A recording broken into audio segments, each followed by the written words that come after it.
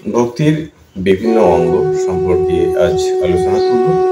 ভগবত ভক্তির কতগুলো অঙ্গ আছে, তার মধ্যে প্রথমেই আসে দাস্যভাব। দাস্যভাব হচ্ছে সকাম কর্মীদের মতো কর্মফল অর্পণকেই দাস্য বলা হয়।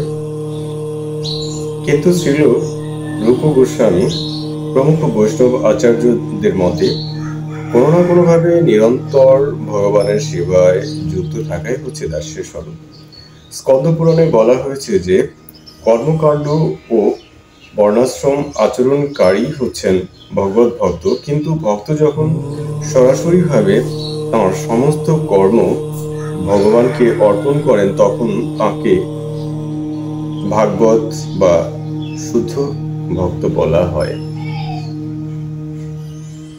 যারা সকাম কর্মে যুক্ত অথবা বর্ণাশ্রম কর্ম অনুসরণ করে গেছেন তারা শুদ্ধ ভক্ত নন, কিন্তু তবুও যেহেতু তাঁরা তাঁদের কর্মের ফল ভগবানকে অর্পণ করেছেন তাই তাঁদের ভক্ত বলে স্বীকার করা হচ্ছে।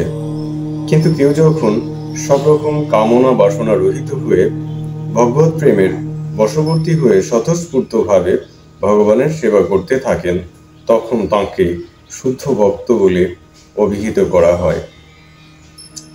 এই জড়জগতের বন্ধনে আবদ্ধ সমস্ত বদ্ধ জীবই কিছু না কিছু পরিমাণে এই জড়জগতের উপর আধিপত্য করতে চায়। কর্মকাণ্ডীয় বিধিনিষেধ ও বর্ণাশ্রম ধর্ম অনুশীলন করার ফলে বদ্ধ জীব তার কামনা বাসনা অনুসারে এই জড় জগৎকে ভোগ করে তার ইন্দ্রিয় তৃপ্তিজনিত সুখ উপভোগ করতে পারে এবং ধীরে ধীরে পারমার্থিক স্তরে উন্নীত হতে পারে। বর্ণ ও আশ্রমের অন্তর্গত অনেক কর্তব্য রয়েছে যা কৃষ্ণ ভাবনাময় ভক্তিযোগের অঙ্গ। গৃহস্থ উক্ত বৈদিক কর্ম ও বৈদিক ভক্তি উভয়ই অনুশীলন করেন, কারণ এই দুটি কার্য শ্রীকৃষ্ণের সন্তুষ্টি বিধানের জন্য অনুষ্ঠিত হয়। গৃহস্থ ভক্ত শ্রীকৃষ্ণের সন্তুষ্টি বিধানের জন্য বৈদিক নির্দেশ অনুসারে কর্তব্য কর্ম করে থাকেন। আমরা পূর্বেই আলোচনা করেছি যে পরমেশ্বর ভগবানের সন্তুষ্টি বিধানের উদ্দেশ্যে যে কর্ম করা হয়েছে তাকে ভগবত ভক্তি বলা হয়। ভগবত ভক্তি অধিকারী যোগ্যতা বর্ণনা করে শ্রীল রূপ গোস্বামী বলেছেন, নব্য ভক্ত তাঁর ভগবত প্রেমের মাত্রা অনুসারে জড়জাগতিক কার্যকলাপের প্রতি বিরক্তি অনুভব করেন, কিন্তু তবুও যদি ইন্দ্রিয়তৃপ্তিজনিত কার্যকলাপের প্রতি আসক্তি থেকে থাকে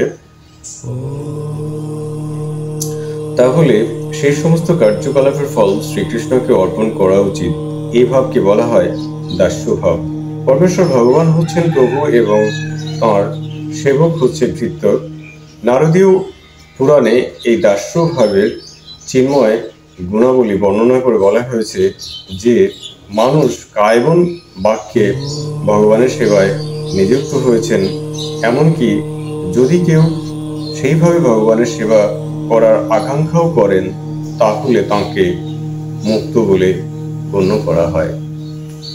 হরে কৃষ্ণ। আজ আমরা দাস্যভাবের বিস্তারিত আলোচনা করলাম। এরপরে আমরা আরো কিছু ভগবত ভক্তির বিভিন্ন অঙ্গ আছে সেগুলো নিয়ে আলোচনা করব একে একে। তো ততক্ষণ পর্যন্ত আপনারা সকলে ভালো থাকবেন, সুখে থাকবেন। ভগবান শ্রীকৃষ্ণ যেন সবাইকে মঙ্গলে রাখেন এই কামনায়। জয় শ্রীকৃষ্ণ। হরে কৃষ্ণ হরে কৃষ্ণ কৃষ্ণ কৃষ্ণ হরে হরে, হরে রাম রাম রাম।